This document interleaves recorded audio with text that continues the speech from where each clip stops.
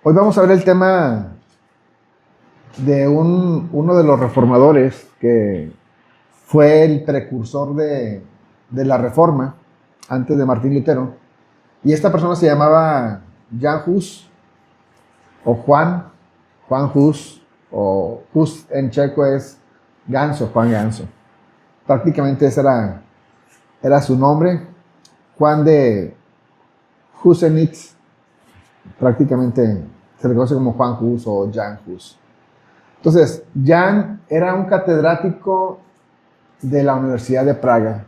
En aquellos momentos donde había épocas sombrías, en los años de 1400, donde la verdad era sepultada por el poder y la fe se comercializaba como un producto, se levantó un hombre,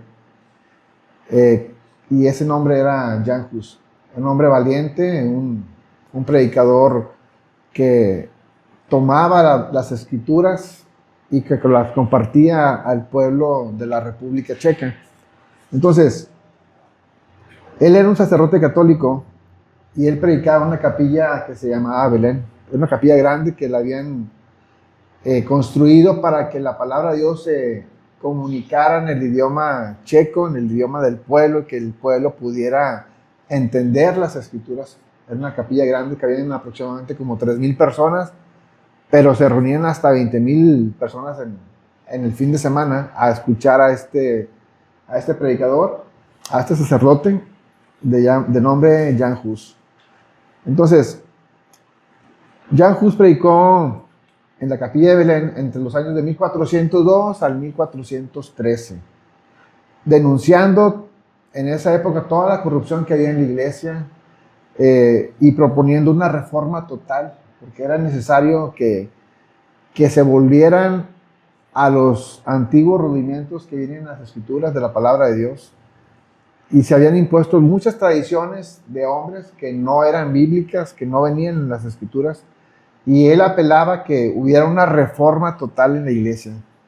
Hoy vamos a conocer al hombre que desafió al Papa, que desafió todo el poder eclesiástico de aquel entonces y que cambió la historia, a ese profesor universitario que se comprometió en hablar la verdad de las escrituras, incluso a una costa de su propia vida. Este hombre encendió un fuego que jamás se extinguió hasta el día de hoy, que aunque él murió proclamando la verdad, porque al final de su vida él fue condenado y fue quemado en la hoguera, ¿verdad? Sin embargo, Jan Hus nació el 6 de julio en 1372 en la República Checa, en una región que se llamaba Bohemia. Y el día de hoy la República Checa tiene este día nacional de su fecha de nacimiento, que también fue su fecha en que lo quemaron, un 6 de julio. Si usted checa ahí cuál es el días festivos de la República Checa en internet, va a aparecer 6 de julio, día de Jan Hus. Es como si fuera ahorita el día del Benemérito de las Américas en México, el 21 de marzo, el natalicio de Benito Juárez. Bueno, la República Checa tiene este día nacional, es un día feriado donde celebran y conmemoran la vida de este hombre que dio su vida por proclamar la verdad y denunciar la corrupción que en aquel entonces había en la iglesia. Entonces, Jan Hus nació en Bohemia, que formaba parte del Sacro Imperio Romano Germánico en aquel entonces, que hoy es la República Checa, y que en esa época hubo un cisma de Occidente, o sea, había dos papas, y al proclamarse el Concilio de Constanza hubo un tercer papa en esa época. Bueno, Jan Hus se levantó ahí como una figura en la cual Dios usó para proclamar y regresar a las escrituras nuevamente a ser proclamadas, ¿verdad? Entonces, Jan nació en una familia campesina, una familia humilde. Él fue huérfano, su papá falleció a la edad de 8 años. En cambio, su mamá, ella vendió la única vaca que tenía y apostó todo a la educación de su único hijo, de Jan Hus. Entonces, ella prácticamente lo envió a estudiar a la escuela de Prachatice, allá en la República Checa. Él no había tenido privilegios heredados, no había tenido dinero ni conexiones aristocráticas. Sin embargo, su mamá hizo un gran esfuerzo. Era una viuda campesina que como toda madre quiere lo mejor para sus hijos, y ella vendió la vaca que tenía y lo mandó a estudiar, y mientras que lo despedía le dijo estas palabras: estudia, hijo mío, que tu mente sea tu riqueza, porque es lo único que nadie jamás podrá quitarte. Entonces ella deseaba que su hijo estudiara, porque en esa época una persona que era hijo de campesino estaba destinado a ser campesinos toda la vida. Ella prácticamente era una persona que apostó al futuro, que hizo algo inusual a la época en la que vivía, y mandó a su hijo a estudiar a la escuela ahí de Prachatice, donde él se desenvolvió grandemente y era una persona muy inteligente, muy capaz, sobresalió entre todos los alumnos de la escuela. En esa época, Bohemia tenía una ciudad que se llamaba Praga, que está hasta el día de hoy, donde era una ciudad cosmopolita, donde vivían aproximadamente 100,000 personas. O sea, era una ciudad enorme, y que era un centro cultural, un centro de negocios, donde se desenvolvía mucha gente, ¿verdad?, a hacer negocios. Era una de las más grandes de Europa. Allí estudió Jan Hus el bachillerato en artes, cerca del año 1400, y se ordenó como sacerdote y catedrático de la Universidad de Praga. Él estaba encaminando a una vida cómoda, una vida prestigiosa, una vida económicamente estable, debido a que pues, ya era catedrático, era sacerdote, él pertenecía al clérigo eclesiástico y tenía ya una vida cómoda. Sin embargo, al momento de estar estudiando las Escrituras, como la palabra de Dios dice que es viva y eficaz y es más cortante que toda espada de dos filos, las Escrituras empezaron a hablar al corazón de Jan Hus, porque la palabra de Dios, cuando uno la empieza a leer de una forma sistemática o de una forma continua, Dios empieza a hablar al corazón de las personas que la leemos, y empieza a transformar nuestra forma de pensar para bien, y empieza a transformarnos a nosotros mismos, a cambiarnos y empezar a poder conocer a Jesús, porque dice la Biblia que a través de ellas tú y yo empezamos a conocer a Jesús, el Hijo de Dios. Jesús dijo: escudriñen las Escrituras, porque ellas son las que dan testimonio de mí. Entonces tú y yo tenemos esa responsabilidad. Pues siempre les digo, cada domingo, estudien la Biblia, lean la Biblia, un capítulo diario. ¿Cómo van con el pan de vida, por cierto? A ver, paréntesis. Tenemos que hacer el pan de vida. Es por nuestro bien. Sé que a veces o no tenemos ganas, a veces no queremos, a veces el trabajo, o se nos olvida, o hay muchas excusas, pero hagamos un tiempo, hagamos un esfuerzo, leamos un capítulo de la Biblia, desarrollemos y meditemos en la palabra de Dios. Eso va a traer beneficio a nuestra vida y a nuestro espíritu. Entonces, volviendo a Jan Hus, él fue un predicador de la capilla de Belén, y él predicaba sobre la autoridad suprema de las Escrituras sobre la iglesia. O sea, él decía que las Escrituras estaban muy por encima de cualquier hombre, de cualquier institución, inclusive de la iglesia. Entonces, él cada domingo compartía la palabra de Dios. En 1402, Jan Hus comenzó a leer los escritos de John Wycliffe. ¿Se acuerdan de John Wycliffe? La semana pasada hablamos de él, la estrella matutina de la Reforma. Bueno, él empezó a leer los escritos de Wycliffe, porque la Universidad de Praga y la Universidad de Oxford, pues había intercambio académico, y pues también nobles de Praga se casaban con nobles de Inglaterra y intercambiaban libros y escritos, y es por eso que había escritos que anteriormente estaban con John Wycliffe en Oxford, se vinieron a Praga y ahí empezaron a estudiar Jan Hus todos los escritos de John Wycliffe, y decía: oye, pues este hombre tenía el Espíritu de Dios. O sea, realmente es una persona que leía la Biblia, conocía la Biblia, Y él empezó a devorar todos sus libros y a leerlos y a estudiarlos y iba a las escrituras y decía, no, es cierto, lo que él dijo era cierto, que la salvación es por fe y no por obras. Porque las religiones, muchas de las religiones dicen que tenemos que hacer algo para ser salvos y no es cierto. Tú y yo no necesitamos hacer absolutamente nada para ser salvos, solamente creer, tener fe. El justo por la fe vivirá. Todo lo hizo Cristo en la cruz al morir por nosotros, al derramar su sangre para que tú y yo pudiéramos obtener perdón de pecados. Entonces, aquí vemos cómo Jan Hus empezó a leer la Biblia, a proclamar las escrituras en la capilla de Belén, y él empezó a convertirse en una persona que él no pensaba convertirse, en un reformador de la iglesia. Él era un erudito, pero era accesible, era académico, pero era muy apasionado con Dios, era respetado, pero también era revolucionario. Combinaba el rigor intelectual con el fervor evangélico. Entonces, pocas personas han logrado lo que él ha hecho. Pero si nos detenemos un poco, cuando fue el momento en que su vida cambió, fue cuando él empezó a leer las escrituras, a comprender, a meditar en ellas. Y empezó a darse cuenta que lo que Dios decía era muy diferente de lo que la iglesia había dicho e instituido en las tradiciones. Y él decía que era necesario obedecer a Dios antes que a los hombres. Cuando las personas leen la Biblia, sus vidas tienen un cambio drástico para bien. Entonces, Jan Hus, cuando comenzó a leer la Biblia, las Escrituras, se volvió un apasionado seguidor de Cristo. Porque a Cristo solamente lo vamos a conocer a través de leer las Escrituras.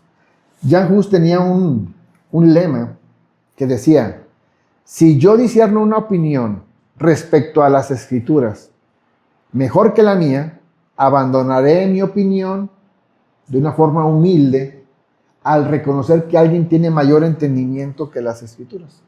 O sea, en otras palabras, si él decía, si yo al leer las Escrituras tengo una opinión acerca de Dios o de Jesús o sobre la doctrina de las Escrituras, y de repente escucho a una persona que tiene mejor entendimiento que yo, que discierne mejor ese pasaje que yo, entonces yo voy a abandonar mi idea respecto a ese pasaje de las Escrituras y voy a adoptar esa opinión de otra persona. O sea, él tenía un corazón humilde. Él decía, yo no lo sé todo. Y tú y yo también tenemos que estar abiertos a escuchar, porque a veces creemos que lo sabemos todo y no es cierto. Tú y yo no lo sabemos todo. Tenemos que tener un corazón humilde para poder discernir cuando alguien nos da un mejor consejo. A veces pensamos que nosotros sabemos todo acerca de la vida y no es así. A veces alguien nos da un consejo mejor que el que yo hubiera hecho y tengo que estar al lado de mi idea y adoptar ese consejo para mi vida.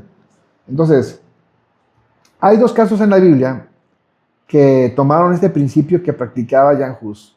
Y uno está en el libro de los Hechos, capítulo 18, versículo 24. Cuando Apolos fue a predicar, Apolos era un predicador, dice, mientras tanto, un judío llamado Apolos era un orador elocuente, o sea, una persona que hablaba con facilidad, que tenía carisma, que sabía cómo expresarse, cómo comunicar hacia las personas. Dice que conocía bien las Escrituras, o sea, no era un neófito, no era un ignorante, no era, como dicen por ahí, cualquier hoja de estafiate, no, era una persona que conocía las Escrituras, las tenía de memoria, sabía todo acerca de ellas. Era una persona conocedora, inteligente y capaz. Llegó a Éfeso desde la ciudad de Alejandría en Egipto. Había recibido la enseñanza en el camino del Señor y les enseñó a otros acerca de Jesús. O sea, él estaba compartiendo el Evangelio. Y es algo que tú y yo también tenemos que hacer, compartir las buenas noticias de salvación a la gente que está a nuestro alrededor, en el círculo de influencia que tú y yo tengamos.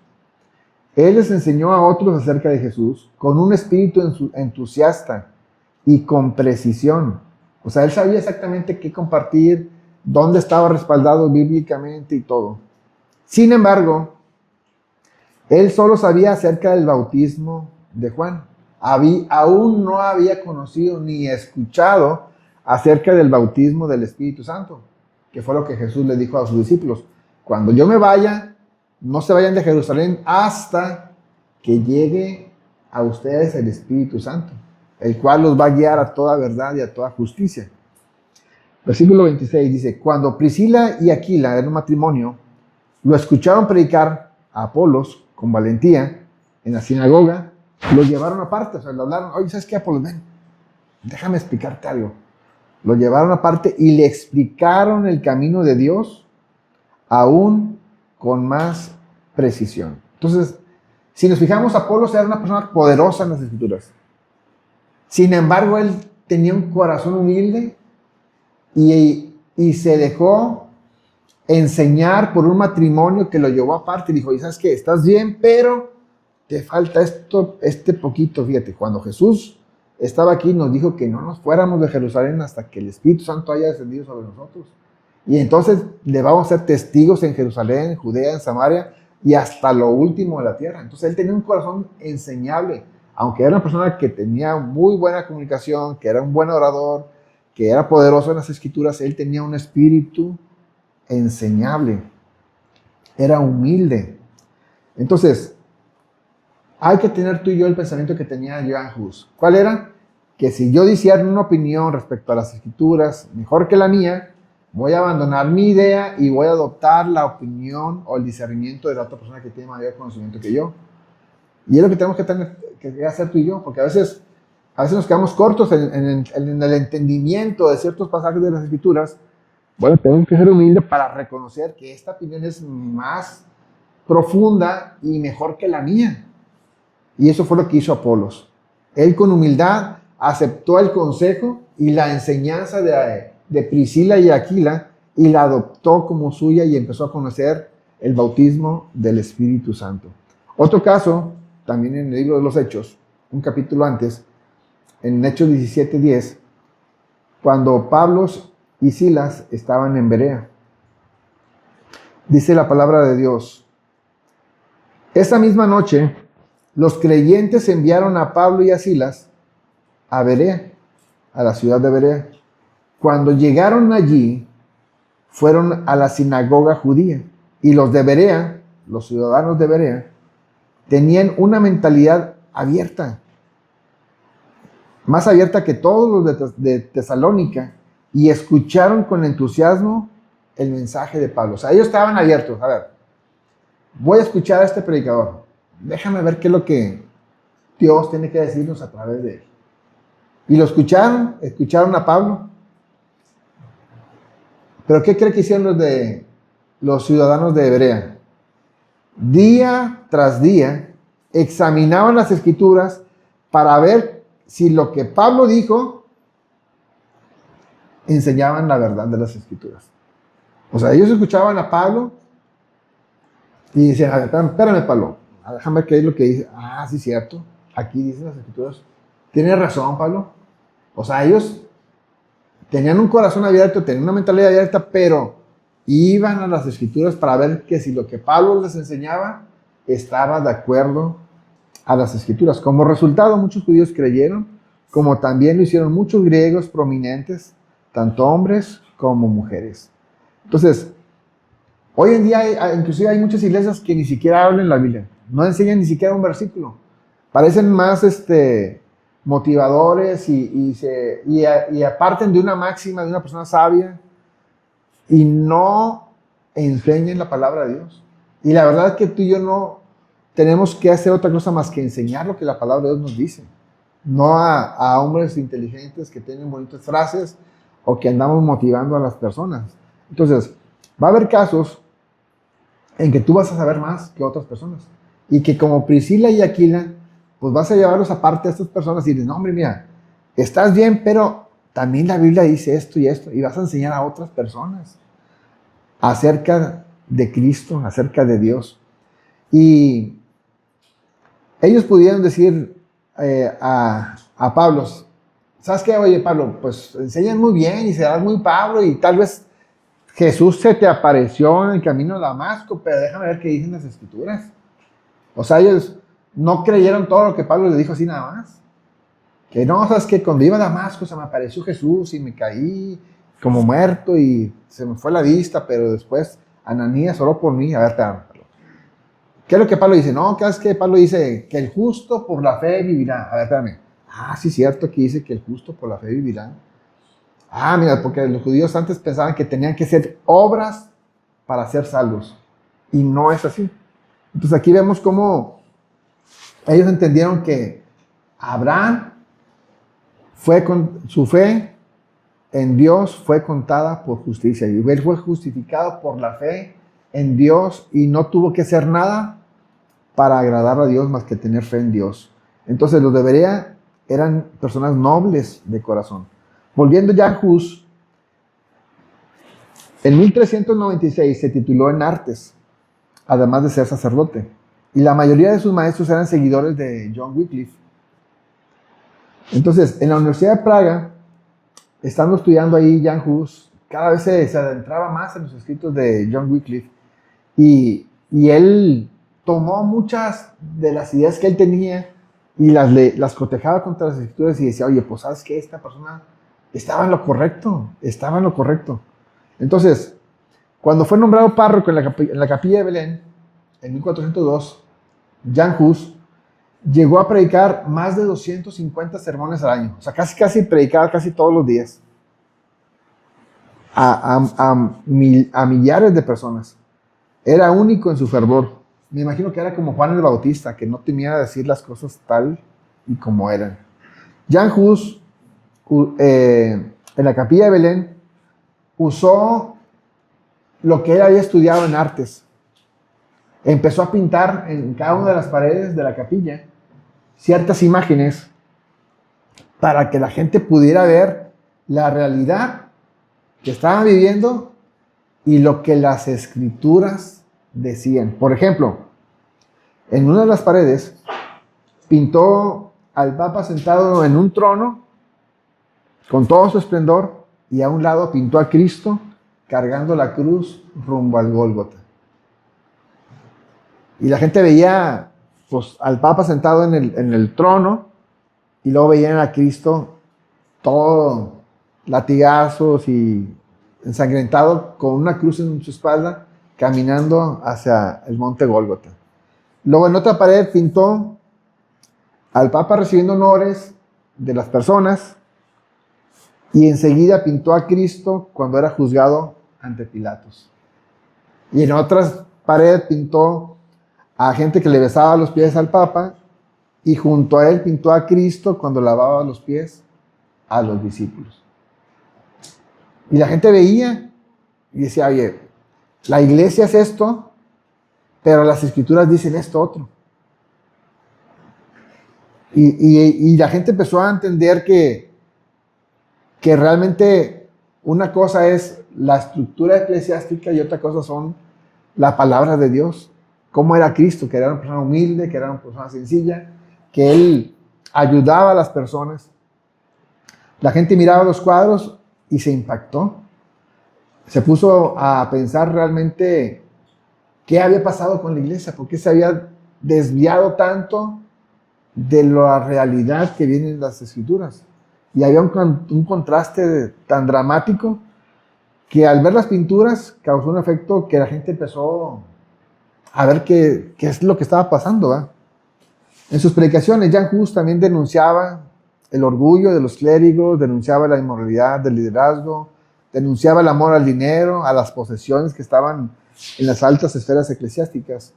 Entonces, y comenzó Jan Hus a acercar a Dios a las personas, sin intermediarios, sino simplemente a través de la lectura de las escrituras directamente al pueblo.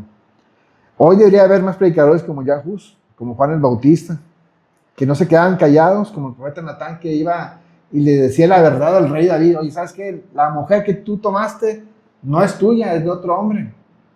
Y encaraban al rey, el profeta Natán. Entonces, la predicación de Jan Hus, obviamente que no les gustó al liderazgo eclesiástico de la iglesia. Entonces, tenemos que tomar una decisión, como la tomó Jan Hus. O agradamos a Dios o agradamos al mundo. ¿Agradamos a Dios o agradamos a los hombres? Entonces, tenemos que decidir. Por ejemplo, yo no estoy aquí para entretenerlos, ni para andarlos motivando, ni decirles, tú puedes, despierta el campeón que hay en ti, tú vas a lograr tus metas. No. Mi trabajo es compartirles la palabra de Dios, y todo eso que le estoy diciendo es historia. Que usted puede leerla, escudriñarla, hacer la vida, acerca de la vida de este hombre, y cómo él pagó un alto precio por comunicar la verdad de las Escrituras, que en esa época era revolucionario totalmente. Porque ¿quién se iba a poner en contra del Papa o de la autoridad eclesiástica? No, aquí se hacen las cosas como yo digo, y así, y estas tradiciones se van a tener que hacer, aunque no vengan en la Biblia.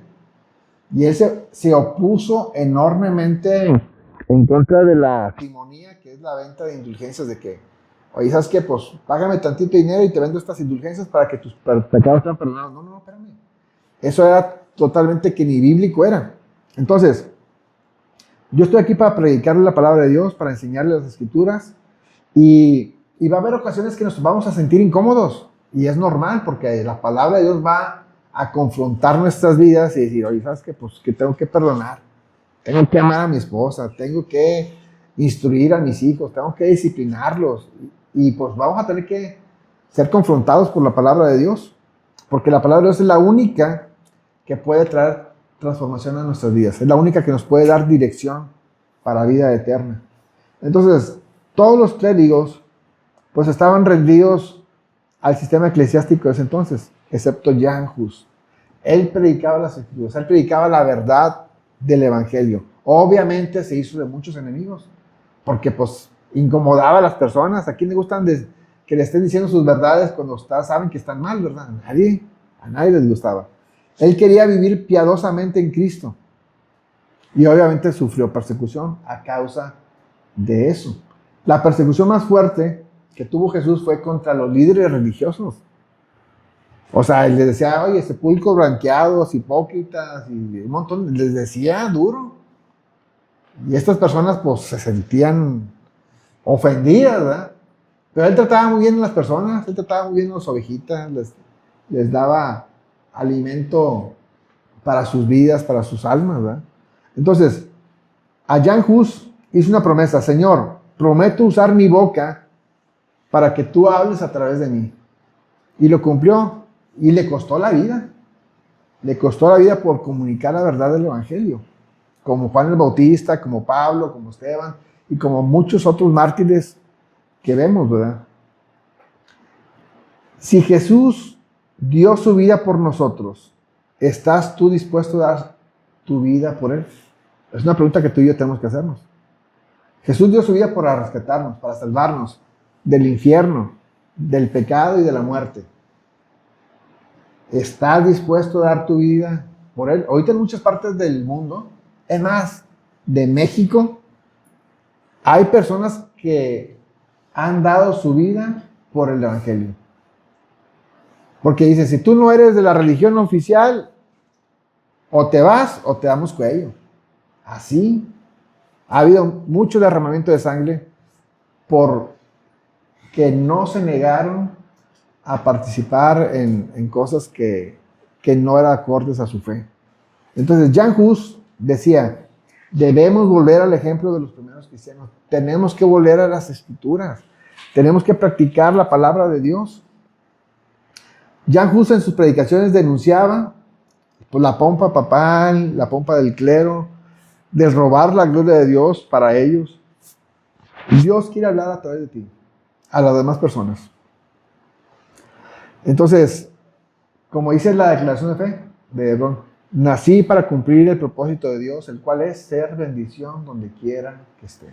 Tú tienes que ser bendición en el círculo que tú te desenvuelvas, en la escuela, en el trabajo, en tu colonia. Tienes que ser bendición. Dios quiere usar tu vida, quiere usar tu boca para que más personas puedan venir al conocimiento de Dios. Jan Hus predicaba Cristo en una cruz, pero ustedes están en el trono como si fueran unos reyes. Cristo le dieron una corona de espinas y ustedes tienen una corona de oro. Cristo fue traspasado por amor a las personas y ustedes matan por despojar a las personas de sus bienes.